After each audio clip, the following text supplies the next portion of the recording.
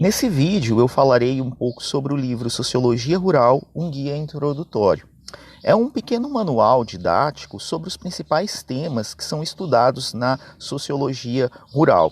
Eu escrevi esse livro com base nas minhas experiências como professor de sociologia rural no curso de agronomia, na Universidade do Estado de Mato Grosso. Esse livro ele está dividido em 8 capítulos, nenhum desses capítulos são exaustivos, então eles tratam de forma didática, clara, uma tentativa de escrever eles de forma clara e didática sobre os principais temas da sociologia rural. Sem a ambição de ser a palavra final sobre cada um dos assuntos tratados. Eles são tratados de forma panorâmica, e de forma introdutória, como o próprio título do livro pressupõe. O primeiro capítulo é discutido o conceito de rural, principalmente contrapondo a outro conceito, que é o conceito do urbano. Então, no capítulo 1, é discutido o que é o rural, o que é isso que a gente chama de rural e quais seriam essas características do rural. Em seguida, uma comparação entre essas características imaginadas do rural e do urbano. Nesse mesmo capítulo também, já que está falando de rural, a gente trabalha com outros conceitos que estão ligados ao rural, que é o agrícola, o agrário e o fundiário. Embora essas palavras elas pareçam sinônimos, elas não são sinônimos. Elas têm aplicações diferentes e se referem a fatos e assuntos diferentes. E nesse capítulo também, ao final, eu trabalho o que estudam os sociólogos rurais. Na prática, quais são os temas dessa especialidade da sociologia que é chamada de sociologia rural? O segundo capítulo é trabalhado o conceito de camponês. Em vários estudos rurais, não apenas da sociologia rural, mas também da antropologia rural, da economia rural, da geografia rural, aparece esse conceito de camponês, campesinato. Mas afinal de contas, o que é quem é o camponês? O que é o campesinato? Existem camponeses no Brasil, na América Latina? Ou esse é um conceito que foi importado de uma outra realidade social e que não faz sentido no Brasil? E será que esse conceito que foi criado no século XIX, ele ainda ajuda a gente a entender o mundo rural do século XXI? Ao final desse capítulo eu falo um pouco sobre algumas das lutas camponesas mais famosas no Brasil, como o caso da revolta da Fazenda Ibicaba, da Guerra de Canudos e a Guerra do Contestado. No capítulo 3, a gente fala um pouco sobre a formação fundiária brasileira. Então, o que é fundiário? Fundiário é ligado à terra. E a terra hoje ela é tratada como uma mercadoria, compra-se e vende terra. Mas sempre foi assim? Será que a terra sempre foi uma mercadoria, algo que podia ser comprado e vendido? E em outros países, e em outras culturas, a terra é uma mercadoria?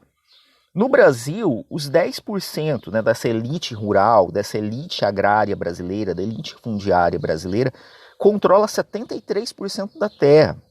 Ou seja, um pequeno grupo que detém quase a maior parte absoluta da terra do Brasil. Por quê? Como é que ela conseguiu chegar à posse de 73% das terras brasileiras? É porque trabalhou muito, pegou muito no cabo da enxada, ou tem alguma outra coisa ao longo da história que fez com que essa terra se concentrasse na mão dela? E nos outros países, isso também acontece, ou isso também aconteceu? Então, nesse capítulo 3 é isso que a gente discute.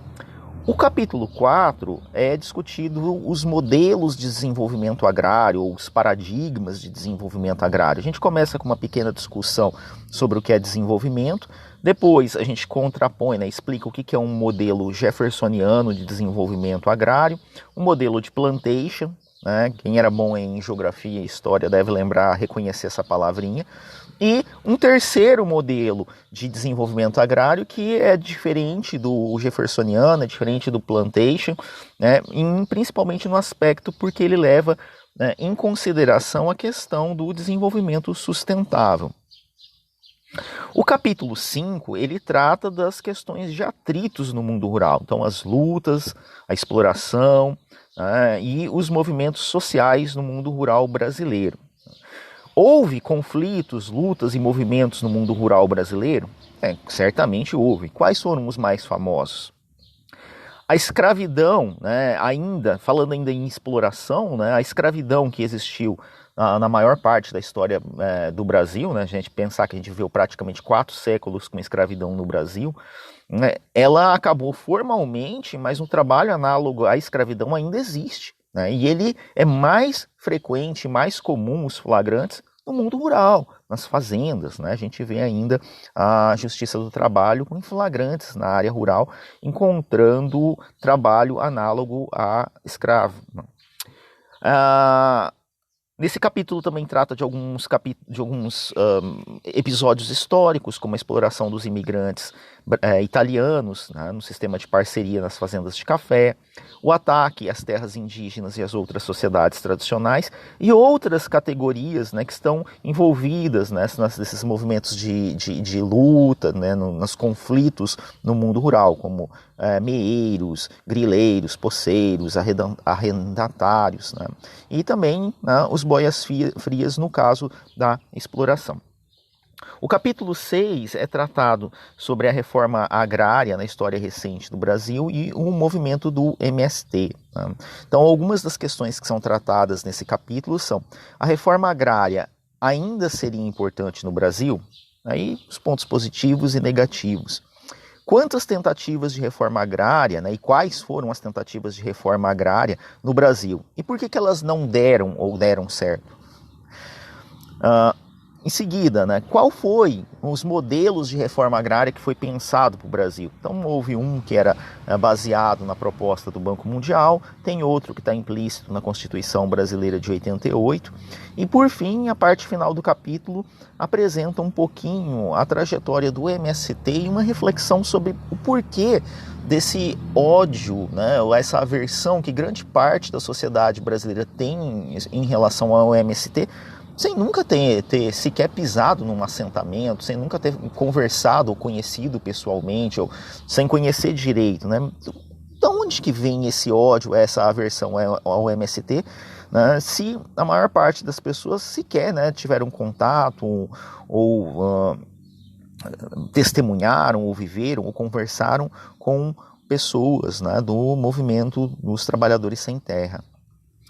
No capítulo 7 é dedicado a uma das grandes questões da sociologia rural, que é a agricultura familiar.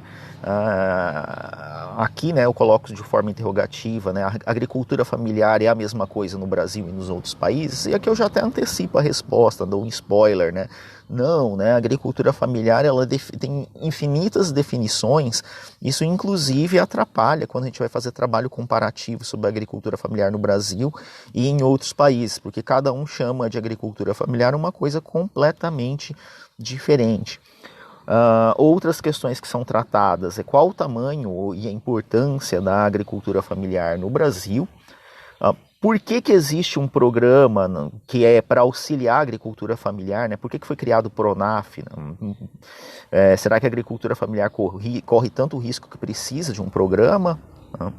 E quais os desafios atuais que a agricultura familiar enfrenta? E por fim, o último capítulo é um capítulo sobre a questão ambiental, né? A gente tem aí algo que, principalmente em atividades produtivas como agricultura, pecuária, o extrativismo, né? Ela coloca, né, dentre essas atividades produtivas, né, que ocorrem no campo, os problemas ambientais ameaçam essas atividades produtivas. Então, eu começo o capítulo discutindo um pouquinho sobre isso. A gente também trabalha alguns conceitos como a Revolução Verde, a modernização conservadora, né? Essa antinomia entre preservação ambiental e desenvolvimento, como se uma coisa impedisse a outra, né? Então, e que muitos acabam pendendo para a ideia de que sim, uma coisa atrapalha a outra e nós devemos ir por um caminho e sacrificar o outro. Também comento um pouco sobre o paradoxo do Giddens, né? Por que mesmo as pessoas, no fundo, sabendo que tem uma ameaça ambiental, por que elas ficam indiferentes? E por fim, né, uma questão importante é que o Brasil chegou a dar exemplo sobre o combate aos problemas ambientais, ao desmatamento, aquecimento global, mas, né, nesse ano de 2021, no ano passado, né, o desmatamento no Brasil voltou a bater um recorde. Né? Por quê? Né? O que está acontecendo que a gente está voltando, deixando de ser mocinhos da questão ambiental para ser os vilões da questão ambiental? E por fim, né, por que eu fiz essa apresentação com tantas perguntas? Né? Porque às vezes aprender a fazer perguntas que despertam uma curiosidade é mais importante do que ouvir respostas que não interessam a ninguém. Né? Ok? E assim, eu convido vocês a lerem o livro, né, que está aí no link abaixo, e que eu disponibilizo gratuitamente. Né? Ele pode ser compartilhado, impresso, copiado, xerocado. Né? Façam bom uso dele. Um abraço.